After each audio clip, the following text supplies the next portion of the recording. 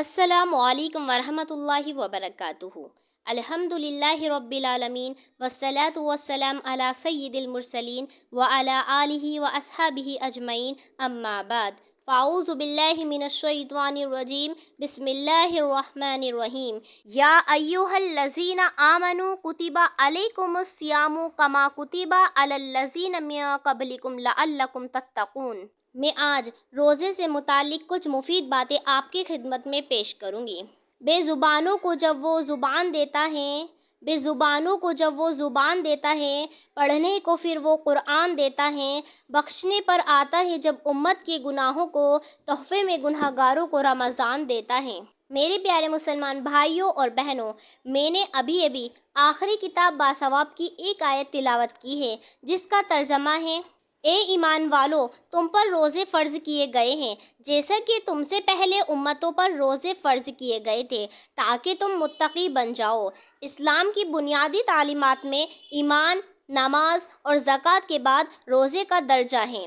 رمضان کے پورے ماہ کے روزے ہر مسلمان پر فرض ہیں۔ جو شخص بلا عذر شروع رمضان کا ایک روزہ بھی چھوڑ دے تو وہ بہت گناہ گار ہے۔ فرمایا ہمارے آقا و مولا جناب رسول اللہ صلی اللہ علیہ وسلم نے کہ جو کوئی بلا عذر ایک روزہ بھی چھوڑ دے اور اگر وہ اس کے بدلے میں ساری عمر بھی روزہ رکھے تو بھی اس کا حق ادا نہ کر سکے گا۔ روزہ ایک ایسی عبادت ہے جو صرف اسلام میں ہی نہیں بلکہ دنیا میں جتنے بھی مذہب ہوئے ہیں سب میں کسی نہ کسی شکل میں روزے کا وجود ہے۔ ہندو ہو یا مسلم، سکھ یا عیسائی، سبھی روزے رکھتے ہیں۔ تاریخ کے اوراق بھی بتاتے ہیں کہ روزہ ایک ایسی عبادت ہے جو ہر مذہب کو ادا کی گئی ہے۔ روزہ کیا ہے؟ روزہ ایک ایسا عمل ہے جو ہمیں فرشتوں کی صف میں لا کھڑا کرتا ہے۔ فرشتے نہ کھاتے ہیں نہ پیتے ہیں، ان کی پوری زندگی اسی احکام کی تعمیل میں گزرتی ہے۔ واقعہ یہ ہے کہ رمضان کا مہینہ تربیت کا مہینہ ہے۔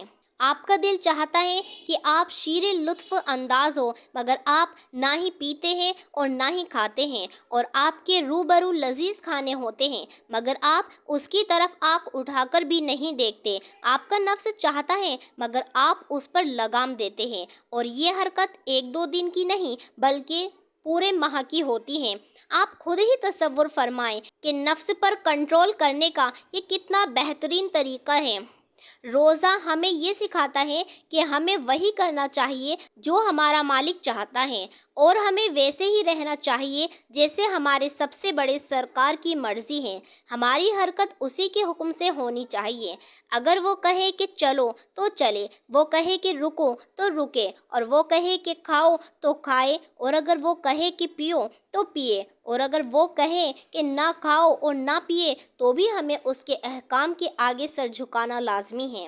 اور اسی کے ساتھ میں آپ کو موسیٰ علیہ السلام کے بارے میں ایک واقعہ سنانا چاہتی ہوں۔ روزے دار کے منہ کی بدبو اللہ کے نزدیک محبوب ہونے کا اندازہ لگاؤ۔ جب اللہ تعالیٰ نے حضرت موسیٰ علیہ السلام کو توریت عطا کرنی چاہی تو اللہ تعالیٰ نے حضرت موسیٰ علیہ السلام کو حکم دیا کہ اے موسیٰ، توریت اس وقت ملے گی جب تم مکمل ایک ماہ کے روزے رکھو گے، جس کا ذکر قرآن میں یوں کرتا ہے: وَوَعَدْنَا مُوسَىٰ 30 لَيْلَةً۔ تو جس وقت حضرت موسیٰ علیہ السلام ایک مکمل ماہ کے روزے رکھ چکے تو حضرت موسیٰ علیہ السلام کے دل میں یہ بات گزری کہ آج مجھے اللہ رب العالمین سے ہم کلام ہونا ہے، اس لیے بہتر ہوگا کہ میں اپنے منہ کی بدبو کو ختم کر لوں۔ تو انہوں نے ایک قسم کی گھاس کو استعمال کیا اور اس بدبو کو ختم کر ڈالا۔ فوراً اللہ کی طرف سے حکم آیا: اے موسیٰ، تم نے یہ کیا کیا اور کیوں کیا؟ کیا تم کو معلوم نہیں کہ یہ بدبو میرے نزدیک مشک کی خوشبو سے بھی زیادہ پسندیدہ ہے؟ اب اس کا بھگتان بھرو، اس بدبو کو دوبارہ پیدا کرو۔ پھر حضرت موسیٰ علیہ السلام نے اس بدبو کو پیدا کرنے کے لیے 10 دن کے اور روزے رکھے۔ جب وہ بدبو پیدا ہو گئی تب اللہ تعالیٰ نے ان کو کتاب عطا فرمائی۔ ایک ماہ کے اس مسئلے کے عمل سے اگر آپ نے نفس پر کنٹرول کر لیا تو سمجھ لیں کہ آپ کا روزہ ہو گیا۔ لہٰذا میں اللہ تبارک و تعالیٰ سے دعا کرتی ہوں کہ اللہ تبارک و تعالیٰ مجھے اور آپ کو صحیح ڈھنگ سے روزہ رکھنے کی توفیق عطا فرمائے، آمین یا رب العالمین۔ وما علینا الا البلاغ المبین۔ السلام علیکم ورحمۃ اللہ وبرکاتہ۔